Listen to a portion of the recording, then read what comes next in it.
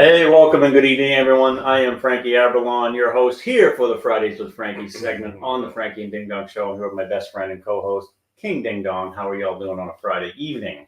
I am doing well, Frankie, and how are you doing? This is our weekend leading up to the Carl's World Tour Boardwalk, and actually the weekend after the One Ball Brawl. Oh, yes. We will be talking about that. We're going to cover a bunch of stuff tonight. One Ball Brawl, Boardwalk 35, camera with a little new technology coming out. Yes. We're definitely going to cover that and all kinds of stuff. We got high score shout outs. So it's going to be a lot of fun. We hope we see some people already coming in. It's fantastic. So great. We love it. So we're going to get right into the One Ball Brawl. And that was our tournament, our first tournament of the season of 2023-2024. One Ball Brawl, won by none other than Buck Ripcord. Buck Ripcord winning the One Ball Brawl on Sunday at Bayside Bowl. It was an interesting pattern. You know, we came up with another one of our signature oil patterns that was very playable. And talk about it a little bit, King Ding Dong. What did you see out of the pattern, and how did you think it was going to play compared to how it actually played? Well, we had adjusted down to what we got the blunt truth to be. Burnt out section in the middle from 17 board to 17 board, 8 feet basically to 32 feet was basically no oil. I was able to play right of it for most of the day. The only time I really saw effects from it was a couple of cross alley spares where it got a little funky in there. And then honestly, mostly it was in my head.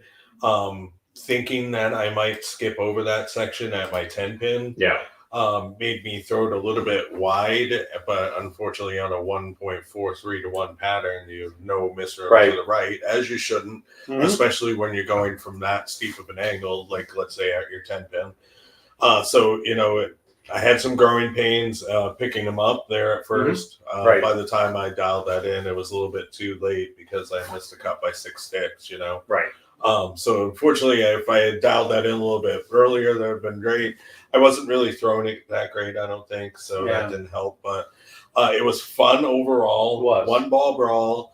I picked my ball with confidence, which as anyone should, and the winner, I'm sure, did one of his favorite balls of all time.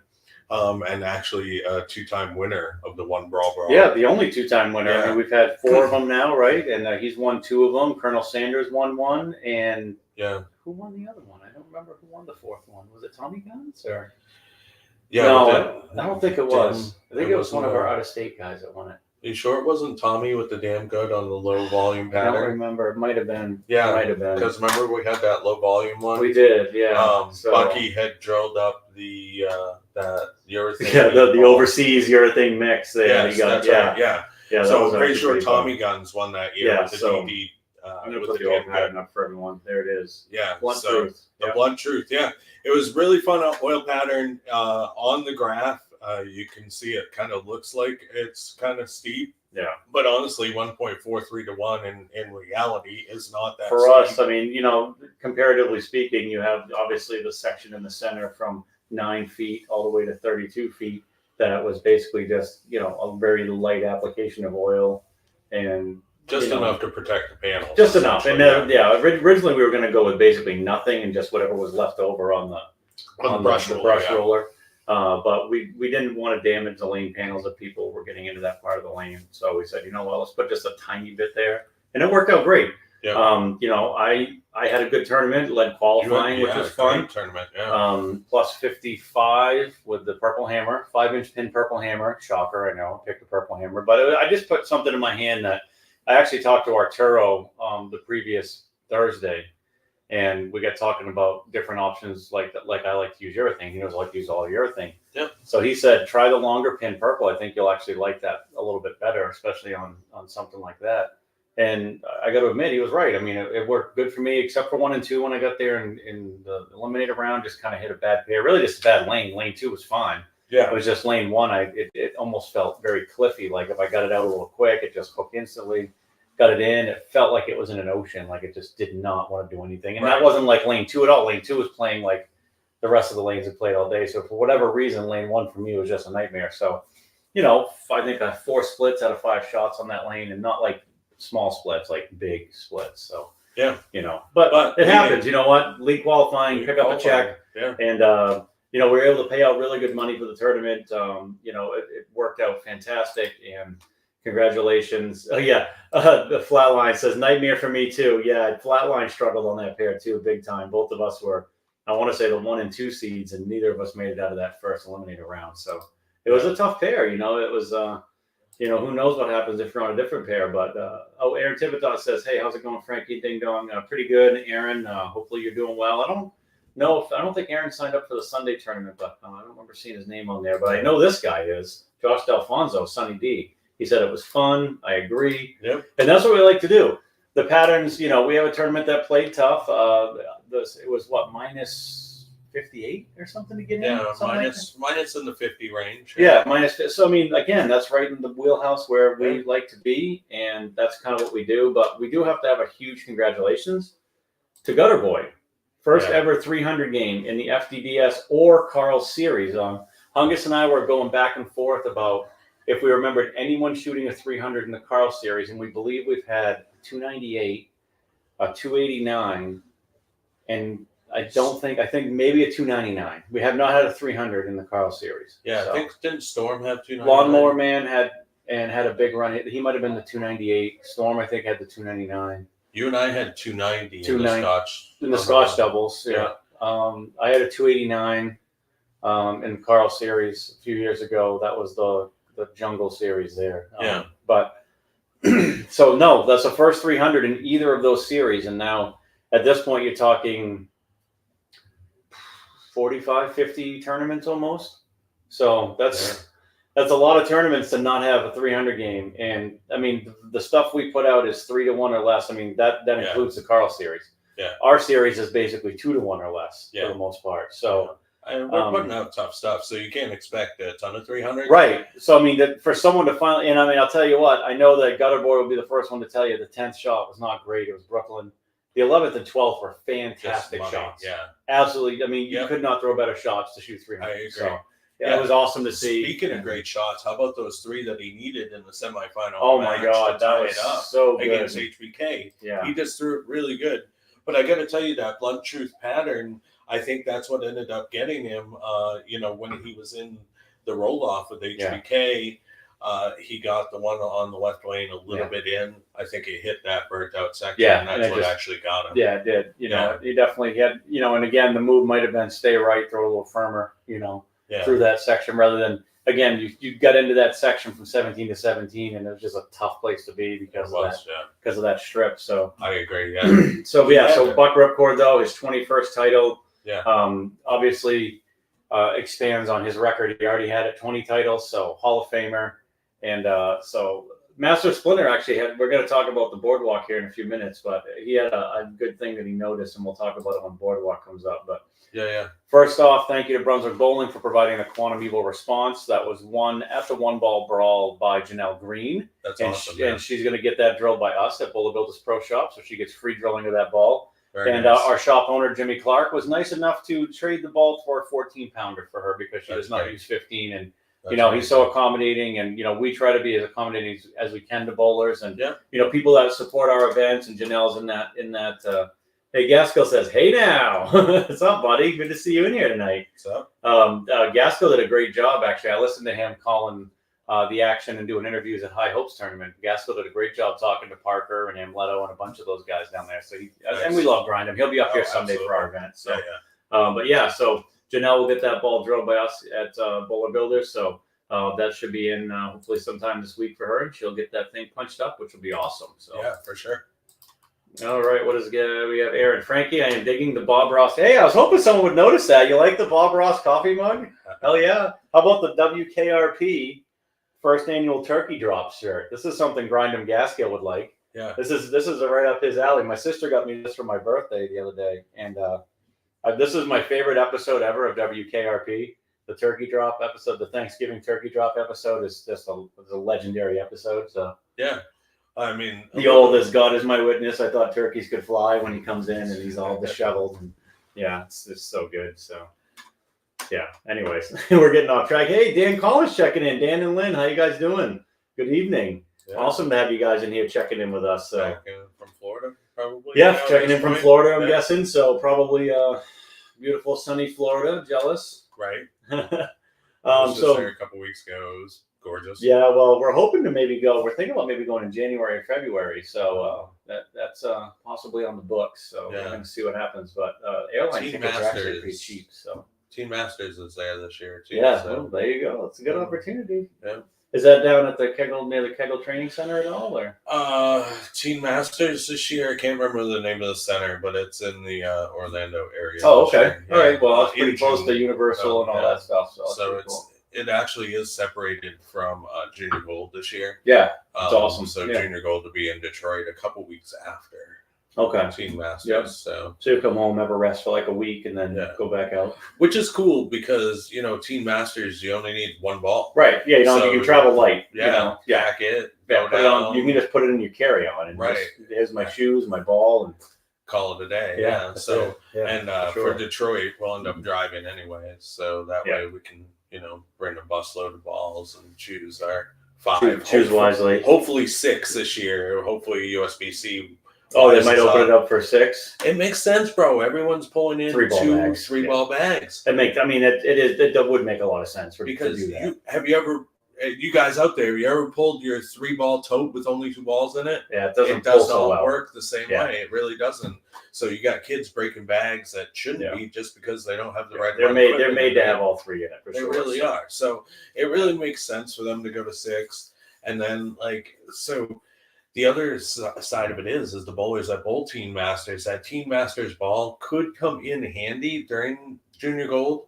But who the fuck's going to use one of their 5 balls unless you use that for your spare ball primarily? Right. You're not going to waste a ball to bring the Team Masters ball. No. Now you are able to bring 6 balls.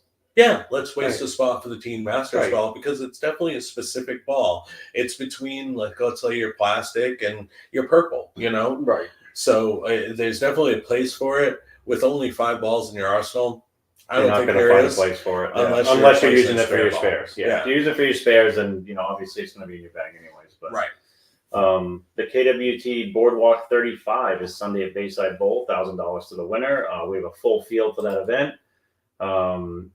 We have Boomhammer checking in. Keep up the great work, gents. I'll miss you this Sunday. Well, you know what? You'll have more opportunities because I think the next Carl's one actually is 2 weeks from Sunday, the 5th. Right. And then ours is 2 weeks after that, right? Or the week after that. The week after that, yeah. So we're the 12th. I believe so. All right, yeah. So, Boomhammer, we have plenty of chances for you to get in and have some fun with us on the lanes. And you didn't bowl too bad at the tournament. I remember seeing you up on the leaderboard there for a while. So Boomhammer, he's been doing better and better. So, let's see. Boardwalk 35 on Sunday. I have the oil pattern here. It's, 2.5 to 1-ish, 35 feet. Fairly good volume on that pattern. It's only like 23 or 24 mils, though, isn't it, Frankie? But for 35 feet, that's not bad. It'll probably push down and play closer to 38, 37, it's not 38. Like the beefy burrito, It's no beefy burrito. Actually, I think beefy burrito played easier than what we're pulling on right now, which is the veggie burrito version, which has been trimmed down by 8 mils.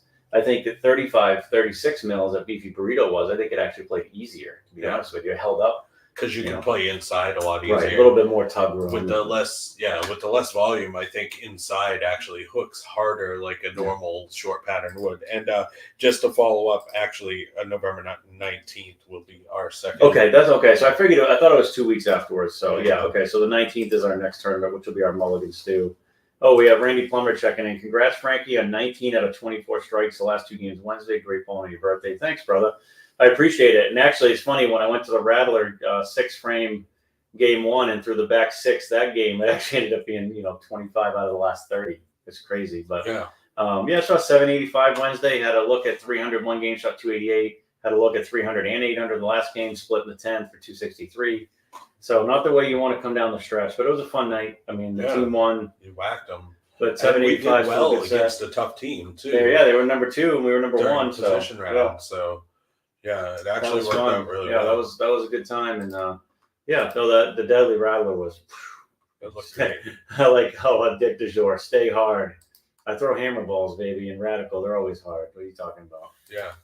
Don't listen. What do they say? Don't listen to the hype. What's that? Yeah, don't listen to the hype. Yeah, just stay away from the hype. Scientific evidence. Speaking of which, we'll get into that later.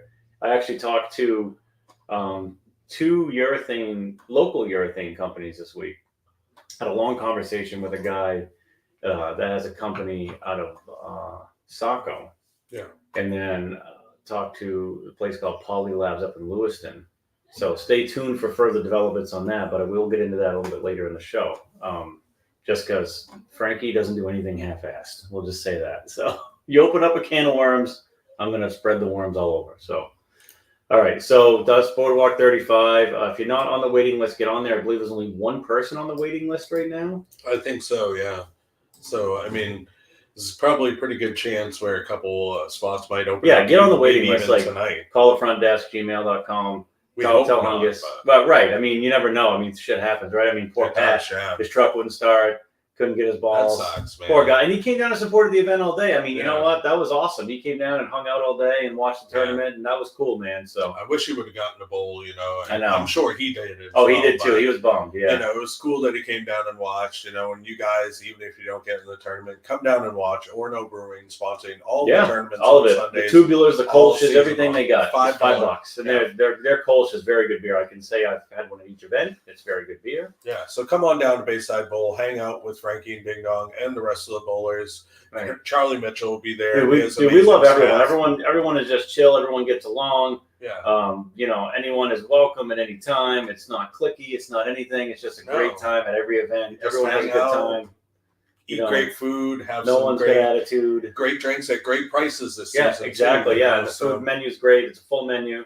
Yeah. Bopo King Shit Queen Shit are going on right now, qualifying. If you're a Bopo bowler, don't forget to get into that. I think. Yeah, I think he said there was 3 weeks left as of today or something. He put a thing up about it today. So definitely get in there and get your King Shit Queen Shit scores in. I'll go in at some point. I haven't been in yet. Neither have I. I haven't had. It's just my work schedule's been so crazy and the shop's been busy, and you know that's how life goes. Sometimes you just can't make it in. So let's go to our high score shout out segment. We talked a little bit about Gutter Boy getting the 300 at the One Ball Brawl. Awesome. But we have a couple other ones this week from Just in Time Recreation rolling in. That place is 4 300s and a state record 875 now come in that building already this year. Since Bowling Voodoo's. Since Bowling Voodoo went in. You know, last year we didn't see an honor score until around January, like right around the time that right around the time the shot changed, how shot got changed. You know, we talked to Kegel about it and stuff, and then they basically recommended something, and all of a sudden the scores exploded in that place. And now you add the lane leveling to that. And Josh doing a good job. I'll tell you what, Sonny D, since he's taken over as head mechanic, has done a wonderful job there. I've heard nothing but positive things, and I know Sonny D takes pride in his work. We talked about this, him and I, on Wednesday. Tip my hat to you, buddy. Hopefully things are going well up there just in time. Jim Morin and Brian Bickford shot 300 games this week. Brian's was a 12 shot through the old schnozzeroni. Pin comes off the side, gets the friggin' 4-7 out. It was fun to watch. Those are the best ones to get. I had one of those in that building last year, the year before. Coming high, and I left like the 2-4-7, and something crumbled the whole damn thing out. It didn't matter. 300's 300, right? Right. So congratulations to those guys. Pretty cool stuff there. So before we move on, though, I got to give a shout out to our girl Nesquik with her first ever 200. 200. That was today. Yes, Nesquik rocking it. So it doesn't have to be a 300 game to be a high score shout out. No. If it's your high score ever, that's awesome, dude. Nesquik, and she's a huge supporter of ours. The Frankie and Ding Dong Show, our apparel, you name it, our tournaments. Her and Sauce Boss, great people. Just love them. So so definitely got to be proud of that. You know, I mean, more comments. That's an accomplishment. I love it. I love people getting their high scores. It's awesome, man. Randy Plummer says the Bud 2 is too old to be hard. I bet that ball's 78 all day long. Oh, yeah, definitely. Connor Adams says that best vibe in bowling. Shout out. I think he meant to say shout out. Absolutely, I agree. Oh, Brian Gaskell. Good call, dude, because I actually saw a little bit of this, but I didn't get to see what the final numbers were. A trio team in East Providence had the front 32 as a team and shot 862, 300, 299, 263. Holy shit. I saw Aguiar was live on this the other night. I didn't get a chance to actually watch the end of the video, so I didn't see the scores. Thank you, Brian, for bringing that up. So that's awesome. If there's anything else that you noticed, that's a monster game, 862. That's going to be that'll be one that's up there for the because I know So what they Jimmy, all have Mallory, in and front, I right? had the 4th highest trio game in the country last year, which was pretty cool. We shot that at the shootout. So that game there with 862 will definitely make that the top 10, I would think, for the season. That's pretty awesome. Yeah, that is awesome. Randy Plummer says, great job, Nesquik. Absolutely. So that's pretty cool, man. That's, yeah. If you guys notice any of this stuff, put them in the comments. We'll get them up on the screen. That's what the high score shout out segment is. We want to recognize anyone, say it's their career high game, career high series, whatever it is. We don't care. It's awesome. If it's a friggin' USBC record, local record, I'm buying all of it. Yeah, totally. So let's talk a little bit about, so our tournament was great. Boardwalk coming up. Don't forget, next Sunday, the 29th, Dirty Lou Derby. Host Shane McFarland at Just in Time Recreation. I'm signed up. You're signed up. We'll both Still be there. entries open. Yes. See their Facebook page for info on how to sign up. I think you just go under Dirty Lou Derby. They have their own section. Just in Time, the Recreation has shared it. So if you like their page, just go on their page. You can access it from their page. Right. So definitely sign up. Shane has the email address on there. I think it's Dirty Lou Bowling at Gmail or something like that. I can't remember what it is, but it's on. He has it on the sign up. Yeah, absolutely. So check him out on Facebook. You'll be able to find him. Even if you don't have Facebook, just go to your browser. Yeah, you pull up Safari or whatever you use, and go ahead and go to the Facebook page that way. Absolutely. So let's talk a little bit about. So we had new releases come out yesterday. So Broadway is this weekend, right? It is. Boardwalk 35. So, are we going to talk about the ball that will be raffling off? Absolutely. Before we move on, let's do that. So the ball we're raffling off for this time, Knockout Bruiser. So thanks to Brunswick Bowling Absolutely. who supplied the Knockout Bruiser for this week's raffle for Sunday. So you don't even have to be bowling if you're just in attendance, enjoying the $5 Orono Brewing and some good food at Bayside Bowl, hanging out, supporting the bowlers, and watching the show, maybe stopping by the booth, saying hello. You can get in to win this Knockout Bruiser. Thank you once again to Brunswick Bowling, and also to Bowler Builders Pro Shop, where Frankie works, where I work. Master Splinter Jimmy Clark, the owner. We have our PWBA superstar, Mallory Clark, repping us. Giving free drilling, Bowler Builders Pro Shop is to all the balls for the KWT and the FDDS series. That will be included with this ball. If you choose to get it drilled with us at Bowler Builders Pro Shop, that drilling is included. Absolutely. So big thanks to Bowler Builders Pro Shop. We Thanks, can hook you up with all of your bowling needs. Yes, sir. I agree with that. Excellent. And Knockout Bruiser kind of has that melee core in it. Great, versatile, solid cover on this one. I'd say like a benchmark solid. It is benchmark solid, symmetric. I mean, if that's something that's missing in your bag, absolutely you're going to want to get in for this ball. It is. Or if yours is worn out. I mean, your benchmark ball gets worn out for a reason. For the most play. Yeah. Yep, absolutely. So, if you're ready for a refresh of your benchmark solid, give this one a thought. It's not huge, but it's not small either. No, it's great. Fits right in that hole in your bag. Ball. And, obviously, we at Boulder Builders Pro Shop will help you lay it out the way it's going to benefit you. Absolutely. Yeah. And then speaking of new bowling balls, again, yesterday, the Brunswick Perfect Mindset and Ethos were released, the DV8 Verge Hybrid, the Track Sensor Solid, the Radical Hitter, and the Deadly Rattler, which is the ball that I've been whacking them with on Wednesday night with. That ball's been phenomenal. And the hitter, I shot 712 with the hitter a couple weeks ago. Yeah. Again, I can go a little deeper with the hitter because of being that asymmetric solid. It definitely reacts better with less entry angle. I need a little more entry angle with the symmetrics, especially symmetric pearl. But that Deadly Rattler is pretty impressive down lane. It really is. So both of those are phenomenal balls. You love the Sensor Solid. That ball's very strong. It is. It is a little too strong for the house shot.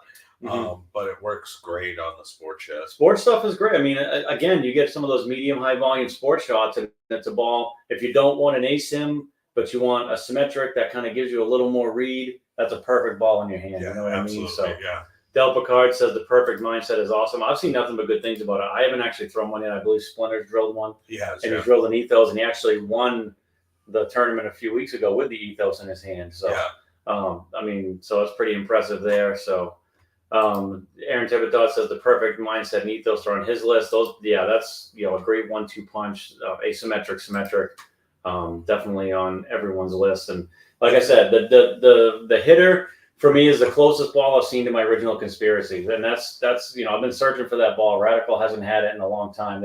They've tried with a bunch of them. The Innovator Solid's a great ball, but it's not the Conspiracy Solid for me. Right. The Result Solid was just a miss for me, a little bit of a miss for me. A little too big of a cover on that ball. With that big core. A big core. And I mean, the Maximum Results was a good ball for me. It had that almost felt like a particle type load in it. It got through the fronts a little bit better. A little bit better. But again, it's just that Conspiracy was always that super versatile, smooth play in, play out. You know what I mean? I could kind of use it on everything. Yeah. The hitter kind of has that for me, and that's something that's been missing from the Radical lineup. And I think they finally hit a home run with that ball. So. Well, the original Conspiracy, to be fair, was one of the best balls ever. Ever. Yeah. We had that 900 shot right after it came out. Correct. Right John Bowler. Yep. And as well as I do, that Conspiracy Pearl I shot 200-300s in the span of 6 days with that ball. So it was a huge sleeper. Great ball. And, the one that really got slept on was the Conspiracy Hybrid. The Conspiracy Hybrid, and I don't know if that was one of the COVID balls or something like that. You know what I mean? Or just then you had the Theory after it, and the Theory was so fucking. The Theory was great because it had that textured pearl cover. Which is that kind of started the whole trend of the textured pearl type 100%. stuff. So. Yeah, that was the first ball with it. That's why I have one of those in the museum, the undrilled. Yeah. Because that's like one of those game changer balls. Once they brought back particle, but better than ever before. Right. Like an Excalibur would be in there. EPX T1 would be in there. 100%. The Conspiracy Theory, all those balls, different trendsetter type of balls. Exactly. Were in there. So exactly. Del Picard says the Ethos is one of the better symmetrical I've thrown. Del, I can't wait to see that in person at the Digger Doubles. Don't forget, Digger Doubles coming up in December.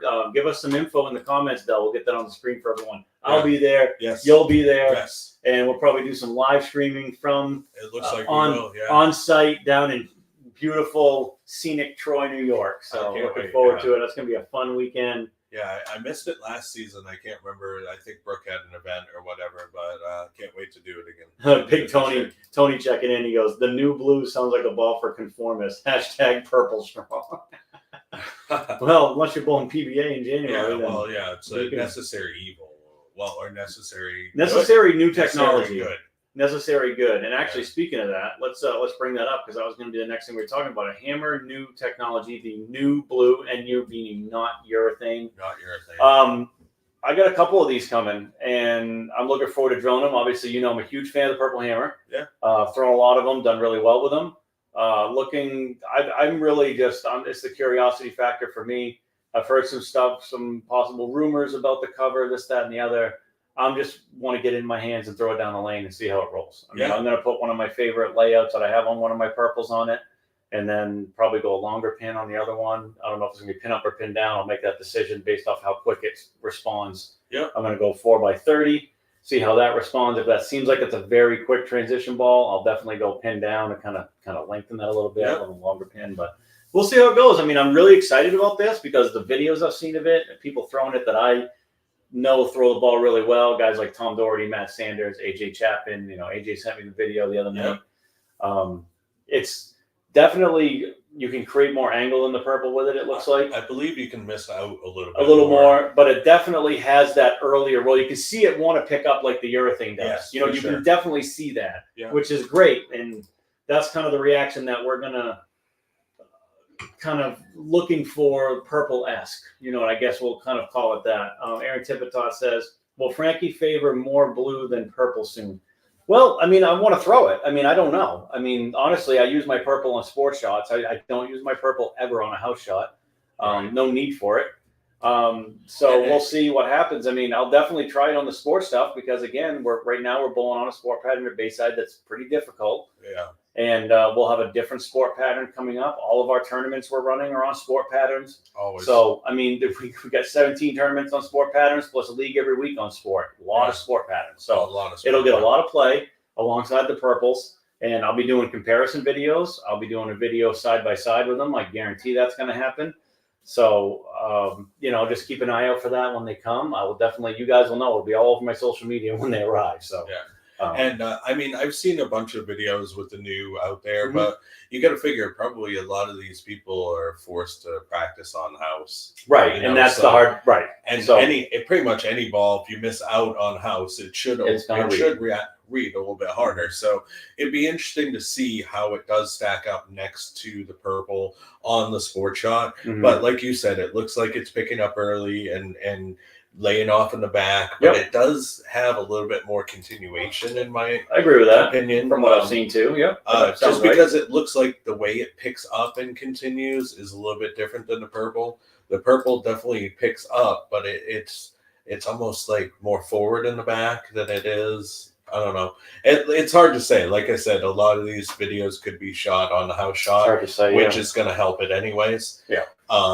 So we'll see once they come in. You know, I know Splinter is planning. I think what Splinter is planning to do is he's going to drill a fresh purple and a fresh new, Right. throw them side Get by a side. perfect comparison of that way. Yeah. Yeah, same layout, which makes sense. I mean, that's Yeah. So You have enough purples in the bag where it's good to.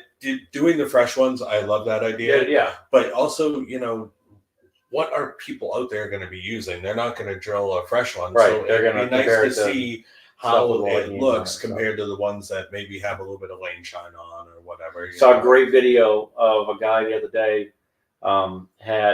He put an NV Tour solid, the new blue, and the purple together, and just wiped lane oil on them. Yeah. To show the difference. The NV Tour, by the time he brought the camera there and back, oil was gone. Yeah. The new blue, this oil was still kind of hanging on pretty good. Yeah. The purple, the oil hadn't moved at all. Yeah. No, it just was still. But then the video went on for a couple of minutes, and you could see that the oil in the new blue is starting to dissipate. So obviously, it's got some sort of plasticizer or epoxy, whatever you want to call it, in there. That kind of absorbs a little bit of oil, which means it's not urethane. If it absorbs oil, it's not urethane, folks. This is not rocket science. Some people make things rocket science when they're not. But the purple, being a true urethane, does not absorb any lane oil. So it's pretty cool. So you can definitely see the differences. So Randy Plummer, we have comments coming in on this. I love it. Is KDD going to get a new blue? I was thinking about it to replace my spare ball, but I want to see how it reacts, how it rolls for these guys first. Because I do have purple with surface on it, and maybe what I'll do is I'll just replace that with a new. Yeah. If it's a little bit stronger, because my purple with surface, unless I'm bowling on maybe on something like Sunday, I really don't get a lot of use out of it unless it's a short pattern. Yeah, I mean, it makes sense because you're a lower tilt player, a little higher axis rotation, so it just kind of sees the lane like pretty quick for you normally. So you need a lot more volume in the front for it to really do its job. Yeah. So Connor Adams says, how it takes the surface is going to be a big factor. I mean, yes and no. Some, like my purples, I hit them with surface a lot just to keep those covers nice and healthy and fresh. And I mean, I'll do either for the most part, it's either 500 or 1,000 on my purples. I almost never go higher than that. Yeah. Although I did hit mine with a 2,000 pad at the 8K the year before last, made $2,000 with it. Yeah. Different story. I don't really remember a lot of that event, but so we'll see how it goes with the surface thing. I'm sure it'll take the surface fine. Honestly, I mean, if it's got a resin type of technology, most resin balls take the surface pretty well. So yeah. It's not like the old particle stuff. Listen, I'll just be happy if it doesn't take me 5 minutes to wipe the oil off my ball, like when I use my urethanes now. Like I'm sitting there every time when my pre-shot routine includes 30 seconds of wiping the lane oil off. You know what I mean? Which is fine. It's just it'll be nice to use a ball that I don't have to. Like Wednesday night, I'm using the Deadly Rattler. Okay, I'm done. Still going. Yeah, don't have to worry about it. So. Yeah, absolutely. But so yeah, be curious. I'll be interested to see what happens. So speaking of the new, let's talk about some urethane haters and junk science. So I talked to a couple companies this week. One of the guys, they actually make, that's a local urethane company in Saco, and they actually make urethane parts. They do a lot of cast urethane stuff, and they make parts for like winter snow removal equipment and stuff. Yeah. So pretty cool. And I talked to them about the process and curing, and so so I was like, listen, this is kind of the deal with bowling balls and stuff. I go, what's the deal? Are they still curing? Are they softening this and that? And I go, is it possible? And he goes, the same thing. He goes, if you had something that was soft like that and was going to get softer, it would get softer fairly immediately, and especially with any kind of chemical or heat exchange. That's your two areas you're going to see it the most. He goes, we apply like a super aggressive acetone to our stuff when we get stuff that's been like, say, dinged and damaged, and we want to basically really soften it, put it back in the mold and stuff like that, and recompress it. But you have to do chemical and heat to get that to combine. He goes, so unless you're using a super harsh chemical or a super high amount of heat, like 1,000-degree heat, he goes, it's not going to happen. He goes, so if you're talking about like a lane oil, which doesn't have an acetone base, doesn't have an alcohol base to it, he goes, it's not going to change the hardness of that material. He goes, and that material is not going to change. He goes, it's definitely not going to get softer. He goes, if anything, it'll get a little bit harder over time. And that's what I've heard from other companies without telling them, hey, I talked to this company and they said this. I want people's independent opinion that do this for a living. These guys make cast urethanes. He goes, now I can't speak exactly to a bowling ball because we don't make bowling balls, but I can tell you the process for, he goes, process for urethanes are pretty much the same. It's just different molding types and stuff like that, but the process is very similar. And again, the person I talked to at Poly Labs up in Lewiston, great people, I'm efforting, possibly doing some testing with those people and see if we can set up certain kinds of hardness testing with either scanners or Rex gauges or something that we can kind of figure out. But I definitely want to get in there and do that. And if that's something that we can set up, that's something we would like to do live on our show as a live feed. Or if we do a pre-recorded show when we're there and then kind of post it later. Right. But we'll definitely keep you guys posted on that. It basically still gets back to the point that bowling balls do not get softer. It just does not have, without super chemical or super heat influence. And we're talking super amounts that are not in the normal everyday life. We're talking normal everyday life of a bowling ball. Right. Not just the friction of the ball between the lane bed and a little bit of heat that's applying. Absolutely. That's not what we're talking about here. Not enough. I mean, listen, if your drill bit going into it isn't turning it into goo, then the ball going down the lane and hitting the pins is not doing it either. So isn't the definition of curing actually something getting harder? That's correct. So anything that cures anything is getting harder. It's not curing doesn't mean it's getting softer. So if they were actually able to like reheat and remelt the material and to reform it, that's a different story. But unless you're taking a fucking flamethrower to your bowling ball between frames, I don't think that's happening. Right. And so it just kind of cracks me up. And I've had people, got into this week with people posting about the new blue and skeptical of it, this, that, and the other. Well, hopefully this doesn't get soft like the purple hammered and the pitch blacks do. Guys, stop believing. Stop. I feel like, you ever seen that movie Idiocracy? You ever seen that movie? It's a movie like that. It takes place in the future and everyone is super stupid. But everyone believes the super stupid people and think they're the smart ones. Oh. And this guy comes from our time and goes in the future and is like, why is everyone listening to these morons? Why am I in Dumb and Dumber? It's like totally, like, you know what I mean? Yeah. And so like, sometimes I feel like I'm in like bizarro land when I'm reading some of the stuff that people actually believe. Like I had a gentleman tell me, no joke, got a message from a gentleman this week. I don't name people's names because we don't need to. Who said that he had a ball test at legal like 673 hardness, and then stayed in the room overnight, was tested again the next morning, at an event, and tested at 65. Now this bowling ball just sat in a room temperature, didn't go down a lane, didn't go down any dry boards or anything. Don't think the ball was hanging out in the liquor store and getting sauced up or anything. Sitting on top of the furnace, maybe. Or... So this person said, see, that's what I'm telling you. He goes, see, these things get softer just sitting there. And I said, you're making my argument for me. My argument all along is that the way that they are testing this material is flawed. Yeah. Completely flawed. Right. And I guarantee they're not taking 99% alcohol and wiping the needle between every single punch. And they should be punching... We're not talking 5 times or 10 times. You should be punching probably 50 times per ball, because as far as statistical outliers go, as someone who is a scientist and knows a lot about statistical outliers, 10 punches is really nothing. You need at least 50, probably 100 per ball would actually give you the more data points you get, the more accurate and precise the data can be. Right. And this is my point about accuracy and precision. I put a little graph up the other day. I don't think anyone understood my reference. I put like a graph up, like a bullseye and a big cluster on the outside of the bullseye. Yeah. And I'm like, that's a definition of precise but not accurate. you can have precise data that is very repeatable, but very fucking wrong.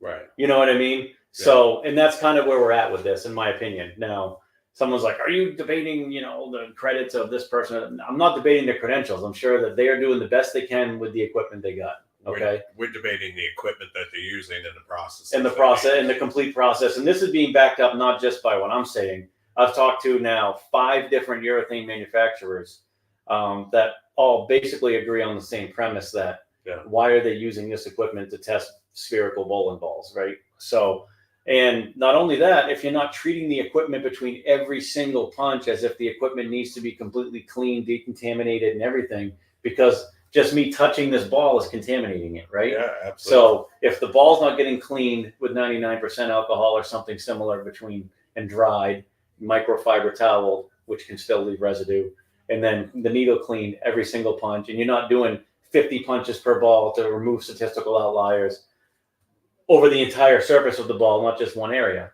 So these are all things that I don't think that are happening. They can say whatever they want. They're not taking that amount of time. There's no chance. So there's no way. And from the videos I've seen from certain organizations, they are definitely not taking that time to do it. So, here's the deal, though. Like, if the governing body were to just buy a scanner, they'd be able to see that there was the material on the surface that was adjusting it. They'd be able to see all the way through the ball. Now, and I understand the scanner is probably expensive, but it's a one-time purchase, and all of us USB-C members out there are spending money towards USB-C. Right. They can do the one-time purchase because they just have a lab with all the new balls that come through. You can't tell me that's more than one person's full-time job just testing bowling balls. Well, and here's the thing. I mean, they obviously have money because they're doing a great job sponsoring the PWBA tour, which is great. We love it's awesome. That. It's great. It's great use of our funds. Another great use of our funds is actually getting accurate scientific data for making rules going forward, because not only does this affect 1 or 2 bowling balls, we're talking Storm Pitch Blacks, we're talking about Purple Hammers, which are the 2 main ones that were quote unquote affected by this. Spectre, right? Remember this? But and that's a resin ball. Yeah. But it's like just trying to explain the durometer thing real quick on the needle. So if you get a little bit of contaminant, lane oil, whatever, as that needle pushes in, it's supposed to hit 10 pounds of pressure. Once it hits 10 pounds of pressure on that foot, it gives you a reading, right? Yep. Anything on that needle is going to affect where it has that pressure point, whether it's going to be more or less. Now, if it's something like lane oil or any kind of lubricant, that's going to make the needle push in easier, which makes it push in deeper, which makes it feel like it's softer when it's really not softer, right? Absolutely. That is, I mean, I feel like that's easy to explain, right? It seems like it would be. Right. So again, let's use equipment, or if we're going to use that equipment, let's give that equipment the best possible chance of success and actually do it the right way. Okay. Yeah. So, I don't know. It seems like it needs to be reconfigured, reformed, because it's not just a couple of bowling balls. We're talking about jobs, right? I mean, we're talking about companies' profits. We're talking about players. I can actually make or break careers for certain players. You know what I mean? When it comes to taking certain stuff out of their hands that they're used to using, which for really no good reason. So, and basically forcing people into different stuff. Now, yes, professionals can use anything and they're great and, whatever, but it's just another factor, right? And then, does a player second guess, should I use this ball? Is it going to be illegal when they go take it out back, quote unquote illegal, even though it's not really illegal? Now I can't use this ball tomorrow or something. I mean, so this is all stuff that players shouldn't even have to be worrying about. Exactly. Especially not if a ball has a USB-C stamp. If it's been stamped, it's legal. Now, USB-C has said they basically don't care if a ball gets softer naturally after it's been approved, like natural softening, or if they think it does. So I think even USB-C is skeptical of the whole softening process. Now, a ball can be produced too soft. That's 100% accurate. And the guys I talked to at urethane places, like, yeah, you can cast anything at whatever desired hardness you want, depending on how long you want to cure it. Just like the 16, 17 purples that were found to be illegal were just from the factory too soft. Right. But it's not getting softer. It's not getting softer. It's getting harder, if anything. Right, exactly. So that's a whole different issue. And again, if they're getting softer through any heat exchange or chemical change, you're going to see it the second you try to drill a bowling ball. So getting back to my story with that guy who thought he was being smart, saying, see, they get softer. I'm like, so I said, do you still have that ball? Well, yeah. I said, what kind of shape it's in? He goes, well, it's just sitting on the shelf. It's fine. I said, well, if it lost 9 points overnight, shouldn't it that was like 8 months ago. Shouldn't it be a big steaming pile of shit by now if it just keeps getting softer and softer and softer? Yeah. I mean, it should be a big pile of goo on the floor, right? According to you. Yeah. So you're making my point. My point is the equipment's not reading correctly. Yeah. No ball loses 9 points overnight just sitting there on a shelf. None. Like this, I have this purple right here feels as hard as the day I drilled it. And then I got a durometer right here. We were doing testing with this a few weeks ago, was showing that it was inaccurate when you put a little lane on it. I mean, the pin on the ball somehow got like 6 points softer. I figured it out, Frankie. What was it? That's how this guy makes ball plug. He takes purple hammers and leaves them on the shelf. And then just pours them into another ball. Yeah. Yeah. Yeah. And then he just plugs Mix a little balls color in them. out of them. Yeah. All right. Well, Yeah. purple's a hard color to get lighter colors from, but good luck to you, Mix I guess. some light and start over. Yeah. That's how he's making his ball plug. So, The the whole thing is crazy. And I mean, I love being called crazy because I'm pointing out what's actually correct. And, like, to me, it's not just common sense, but it's pretty much scientifically proven that this can't happen. And these are from independent urethane companies that do this for a living outside of the bowling industry. That's why I wanted to consult companies that don't make bowling balls, but specialize in just urethanes. Well, that's just like our friend's company, Dynamic Urethane. Right. That's the same exact Same thing thing. weeks ago. Right. Yeah, and he makes precision parts for like big companies Right. out there And I mean, and the government. the one that I talked to, PSI Urethane, is literally the biggest urethane manufacturer like in the world. And they got right back to me and they love talking. We have great correspondence. These guys are like, no, this doesn't happen. Like the head engineer is like, there's no way. So they go, get a better testing method or make sure your testing method that you're using is spot on every single time. He's like, this needs to be true north. This needs to be this needs to be that. And those things are not happening. Not you don't have the rounded foot. Right. It's all kinds of guarantee. stuff that have to be right. And it's just not. So let's do better. That's my big thing is let's just do better. I think people are doing the best they can with the knowledge they have and what they've always done. It's that whole thing of the answer that I hate. This is the way we've always done it, right. Which is the worst answer on earth. Terrible. The horrible answer, but it happens all the time, right? I mean, that's why we're using 75-year-old durometer technology. Bowling balls change and technology changes and engineers are working round the clock. Look at the new blue hammer, for Christ's sake. We've been working on this ball for like a year, knowing that probably the urethane rules are going to be changing. So now we're going to change the game too. Right. Mo always talked about changing the game. When they change the rules, when they move the goalposts, then, we'll go kick it through different goalposts or whatever. Right. You know what I mean? So Mo was always talking about when they change the weight hole rules, we're going to make weight blocks so we can drill into pieces of the weight block to change, the differentials of them and all kinds of stuff like the Bigfoots and stuff like that. He was ahead of his time. Oh, for and sure. Even Mo said, Brian, his son was talking to me the other day and talking about how Mo basically said the same thing. Like, urethanes don't get softer. Like, this is just like, and this is before everything really blew up, right? And he already knew this. I mean, he's a freaking genius, right? I mean, so he's a chemical engineer type of guy. So right. And to be fair, if you're soaking your ball in like any heavy duty like compound. Oh yeah, like that's probably illegal. It is illegal. Methyl ethyl ketone, the mech that they used to use. That's one of them. Acetone's another one.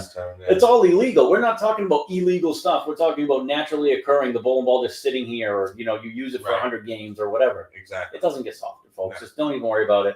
And the purples aren't going anywhere. People will still be able to enjoy them worldwide as long as you want. Throw them on anything. Yeah. You just won't be able to use them on the PBA starting in January. That's it. I mean, But the new blue hammers, that's kind of the game changer. I'm really excited for this technology. But I'll still be using purples. Trust me, we bowl a lot of sport tournaments. I'll be using purples, or whatever. I mean, attitude control I use, a double cross, whatever. It's urethane. If it rolls earlier, smoother, gives me a good look, playing straight around the lane, then that's what I'll be using. Yeah, and you can order purple pin purples from us and pre-order the news right from us at Bowl Builders Pro Shop. Get those orders in. I imagine the news are probably going to be a big deal when those come out. They might be back ordered. So you might want to get your pre-order in early because I have a feeling those are going to take a while to get to. This is my thing. So guys talk about the ball has a bigger footprint. Now, the balls are all still the same width, right? They're still the same circumference. It can only have so much footprint that hits the lane. I hate to tell people this.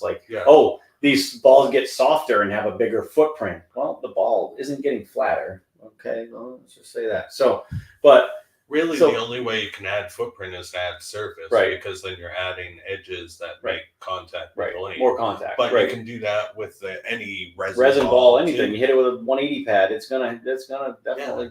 It's just cling. Let's just when say you're cling. cooking potatoes, if you cut them into small but there's no pieces, more width of the faster. ball hitting the lane. I mean, there's only a certain amount of width of the ball that's going to hit the lane no matter what. I mean, the bowling ball's still the same size. So when people say bigger footprint, it's kind of a misleading statement. But so the 78 hardness rule. So guys are like, well, look at the urethanes hook. They get softer and this and that. They hook more than the old urethanes. The old urethanes under those rules were manufactured at 78 hardness, 77, 78. You go check any old urethane. The new urethanes, I mean, the rules are you can have them at 73, right? So they're manufactured at 73. Well, guess what? The new ones are 5 points softer than the old ones. So, of course, those are going to pick up a little faster and hook a little earlier. I mean, they're cured at 5 points less to begin with. So, like when guys say, well, they're not like the old urethanes. No shit, Sherlock. They're manufactured softer to begin with, but they're not getting softer from there. Well, you know what I mean? Like, they are different anyways, because if you remember back to the old urethanes, we used to throw remember like the Crimson Hammer. It was one of the biggest hooking balls on the market when it came out. All the old urethanes, remember the ones with surface were always the solids. The pearl ones always had shine on always shine. Always. So that's one of the differences as well. With the purple, it's a purple pearl, but it come in with surface. Right. Unlike the blue pearl from back in the day and the red pearl, those were shine to the hilt, and we used to put them in the fucking Luster King to get them shinier and shinier. And the only ones we had surface on were like that blue hammer that came out that was solid.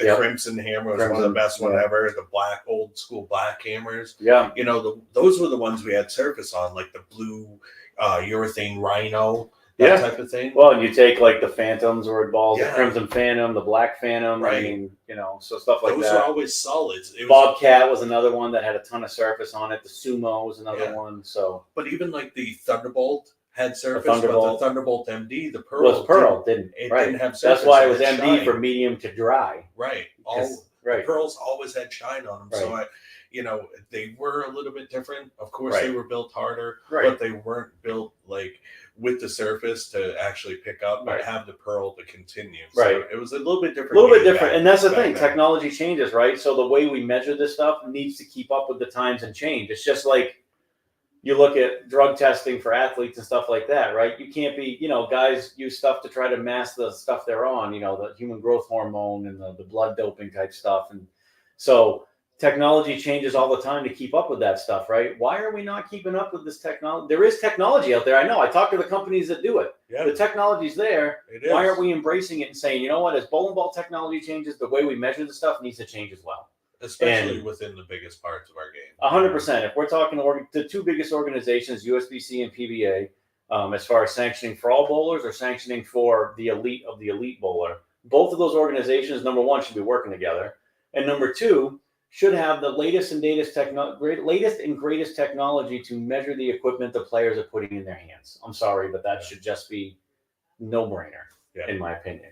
So that's just what I have to say about that. I'm done with the urethane thing for a while now until I get some other stuff figured out with testing. So we get those news in your hand, Frankie. So we get the news in my hand, which hopefully start making by the time we have another Fridays with Frankie next week, maybe I'll have at least one new drill before the Dirty Lou Derby on the 29th, which would be nice to have one in my hand before that. Because I know Shane, and I know he's probably going to put out a sports shot. So. Yes, they're working on something tough. They didn't really. I talked to Josh a little bit. They didn't really tell me exactly what they're going to put out, but I know he's able to take some of the Kegel patterns and able to adjust them just a little bit here and there, which is very cool. And that is cool. So they are going to be working on something tough, which is awesome. Totally awesome. Yeah, it'll be great. So I'm guessing probably in the next 4 or 5 days or so, hopefully they give an idea of what the pattern is, even if they don't have all the data on it, if they can just kind of give a general idea at least. That's all we really need. And honestly, I just go by ball reaction anyways. Yeah. Just like when we bowled the hand oil pattern that he had last year and I made the step ladder finals, I just went by ball reaction. Every pair was a little different. And so you just kind of play each lane and each pair how they're playing and you just go with it, So, but yeah, that's pretty much all we have tonight. Don't forget, As far as we have FDDS sponsorship packages. So if you're definitely interested in that, we can get you information. They're available for the rest of the season. 1 tournament, 2 tournament, 3 tournament packages. There's Hall of Fame package. We're always looking for sponsors. The more sponsors we get, the more money we can put into more technology. If you've been liking our broadcast for the tournament lately, we've been using a 3-camera system. We would love to be able to get more cameras. We'd love to be able to get scoreboard cameras, all kinds of stuff. Yeah. The money all goes back into the prize fund and the technology fund. Zero money goes in our pocket from sponsorship money. Yeah, anything that comes in gets invested into the series. As far as new technology, as far as bumping up the prize fund, that's where all that money goes. So 100%, any sponsors that want to come on board, we'll take you. Depending on the package you want, we can get you on the show. We can do a little, basically an infomercial here with someone from your company on here. We can get you in the booth if you want for one of our broadcasts and the live event. Whatever you want, we can put stuff on our page, put your brand on our page, whatever you want. We can figure it out for you. We can tailor that package. We have those available. We can email them to you. Just send us an email at thefrankieandDingDongShow@gmail.com, thefrankieandDingDongShow@gmail.com. So the email address is at the bottom of your screen, and we will definitely hook up whatever your business is. Definitely would like to get you on board as a sponsor, and we can get you on this page as well. Like we see our Fridays with Frankie page with our sponsors that are up there now that sponsor our series. Brunswick Bowling, Bowl Builders Pro Shops, and the like. So Rift Apparel, because we're on staff with Rift Apparel.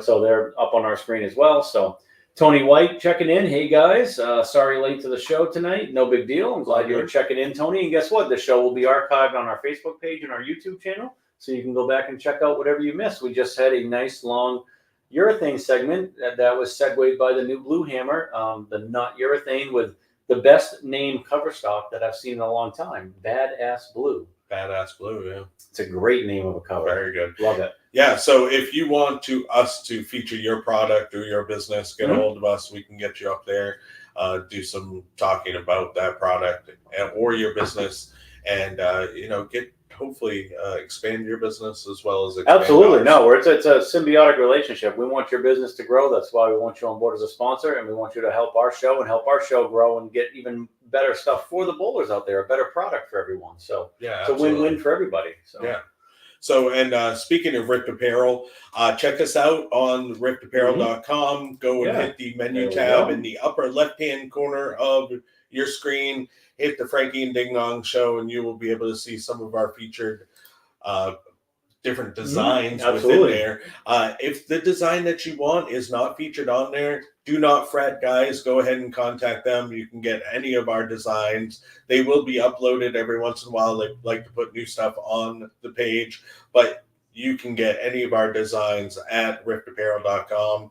Check out the Frankie and Ding Dong section, or just contact them and tell them that you want one of our signature designs, and make sure when you get on your socials, hashtag request Rift. Absolutely. Thank you very much. And I put that up on the screen for everyone to go to riftapparel.com. Our jerseys are up there. Request Rift. Absolutely. So we love Nathan and Cedric and the boys. They're great. Yannick and all of them. They're just great people to work with. And just had a huge win right after the birthday. The Canadian boys taking it down with Hoope and the boys. They did a great job. I sent Mitch a congratulations on that. So that was pretty cool. Very cool. So we're just wrapping up the show tonight, everyone. I don't mean to just dog on some of the people with the whole urethane thing too much. It's just, as someone who is a scientist and has to do scientific data and things accurate, precise, all that stuff, it kind of gets under my skin a little bit when I see things that could be done maybe a little bit better. It is something that affects a lot. It's a whole industry-wide thing, right? And it's quote unquote 2 main balls being I would say attacked here. The purple probably more than any, but the pitch black's been thrown in that too. So it's not a one company thing. It's a thing that's like, okay, let's figure out something that's a better way forward together. And I would love to be part of that solution. I would love if someone wanted to contact me and say, hey, who have you talked to? I'd love to get in contact with them. Let's get an independent consultant in here. Let's have all the companies that make urethane, send them some stuff, use their equipment, get that, accurate, precise data, and see what they say about it. Because if they come back and say, you know what, all of these urethane balls are 100% good to go, then guess what? That data should be good enough. If they then say there might be a problem here, then all the companies need to go back and check their manufacturing process and be like, maybe we need to make some adjustments.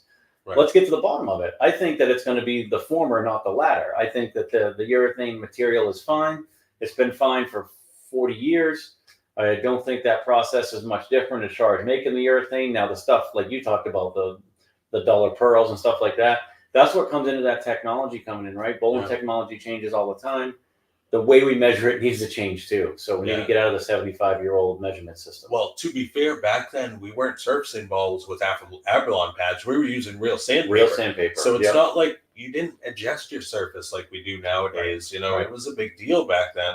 So, you know, even the technology of the bowler adjusting their surface on the fly, if on you the will, fly, right in practice, you can change your surface in like 30 seconds. It's done.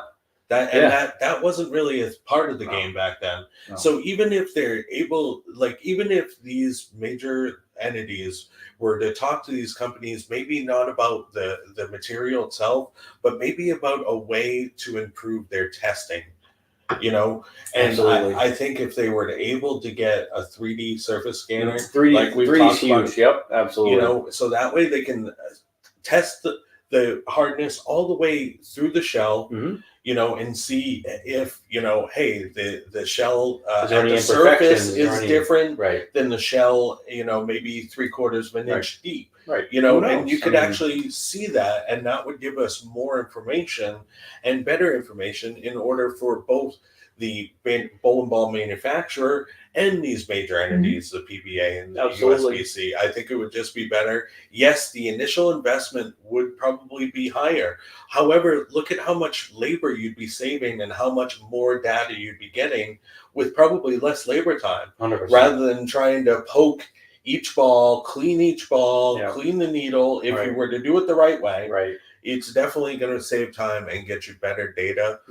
It's well worth the investment, in my opinion. 100%, definitely. And, you know, right now, I think the biggest issue is I think it's incorrect data. I think it's flawed data. And I think that we're making decisions off of maybe precise data, but not accurate data. You know, I think that I'm not questioning that they can't do things 1, 2, 3, 4, 5, 6, 7 times precisely, but I just don't think it's accurate. And that's where we're running into a problem. And they're not getting softer. Bowling balls don't get softer, folks. They just don't. And I can't wait for this to come out someday. I even judge the preciseness about it because the true north and the fact that you don't. I'm saying precise for the way that they've always done it. Right. You know what I'm saying? You don't have a curved foot. Right. You got a flat foot meeting a curved, which makes no sense. Ball. This to this. And then you have to be at perfect north. There's no way for that to happen. Right. You know, I agree. So I definitely think and it's an exact amount of 10 pounds of pressure, which can be affected by literally a million different things. So, you know, any type of contaminant on there is going to make a huge difference. You would think that even if there was more humidity in the room, that's going to change the way. Right. Say one day to the next. Say it's a 60% humidity one day, 80% the next day. You know, it's going to make a difference. It's going to be lubricated at a different rate going into that surface. Absolutely. So unless it's a temperature and humidity controlled environment, it's going to be different every time you test it. Which means then you got to set the ball in there for like a week, kind of like when you get hardwood flooring. Right. You got to keep it in your house a week before you install it. Before you put it in. Yep. So again, these are all factors that we're just Joe Schmoes from Auburn, Maine, right? And we're using common sense and our experience with different items to tell you this is what happens. And you know, we're not a head engineer at a urethane company like one of the gentlemen I spoke to who is a head engineer at a urethane company. Who says when he tells me and 3 other people tell me the same answer, I tend to believe them. Right. And that answer is these don't get softer. No, it's impossible. They might get harder over the span of 25 to 30 years. And then over the next 25 to 30 years, he says they probably get slightly softer back to their original hardness as that material starts to, it basically it loses elasticity. And then it starts to come, you know what I mean? It kind of shrinks back in a little bit. And as it does that, it gets brittle at that point. Right. So it's basically kind of what happens. But you're talking 60 years or so down the road. No one's using a bowling ball for 60 years. So, and even then, it's still going to be the same hardness as when it started. So who cares? I mean, it's much ado about nothing. But it's forcing manufacturers to do things like Hammer making the new blue hammer is, you know. Is in response to rules that have been put in place that to me just needed more time to be vetted out. I'm hoping it turns out to be a positive thing for the industry, because things Hopefully. like I hope the so. new might propel sales. Well, and I mean, you that's know. how technology innovation happens for certain reasons. Sometimes they're positive reasons, sometimes it's negative reasons. Yeah. But innovation, you're just not going to stop it, right? You're not going Never. to stop evolution. You're not going to stop innovation. Absolutely So not. this is the next part of innovation. We'll see what goes from here. I'm excited for it. We'll see Yeah. what happens. And That's you know why I what? love to learn, Frankie, I because there's love learning. always new shit I love it. I happening love learning. across the world. And whether it's a good product or a bad product, we don't know until we've tested it ourselves. 100%. So if we get to the point where we do some testing, you guys will be the first to know. We will definitely let you know when that happens, or if that happens. I'm hoping to set that up. But I'm not going to set that up unless a company has the technology to actually do this accurately and precisely, or else I'm not going to do it at all. I'm sorry, but that's the scientist in me won't let me set up an experiment I don't think can be repeated. And that's we how don't want to do a flim flam job. 100%. I think that's what landed us in this spot to begin with. 100% accurate, ding dong. So that's where we're at with it. We hope you've enjoyed the show tonight. Thank you everyone for tuning in. We still got some people hanging out. Appreciate all the comments. We've gotten them all on the screen, I believe, at this point. Thank you to our continued sponsors for our tournament series, Orono Brewing, Bowler Builders Pro Shop, Brunswick Bowling. Appreciate all you. Bayside Bowl actually sponsored the TOC this year. Thank you to Bayside Bowl for being our host center for all of our events, and for being such a great sponsor when we need you as well. And thank you to everyone who's tuned in and who tunes into all of our shows and shows up at our events and definitely hooks up with our bowlers and appreciates them for the things that they do on the lanes. We appreciate that. So yeah, absolutely. Thank you to everyone. And we will definitely see you Sunday at the Boardwalk 35 event at Bayside Bowl in Portland, Maine. So ding dong, take us out. I'll see you tomorrow morning at Youth League, because we're going to get those kids in the center. All right. Thank you, everyone, for tuning in. Peace out, everybody. Thank you.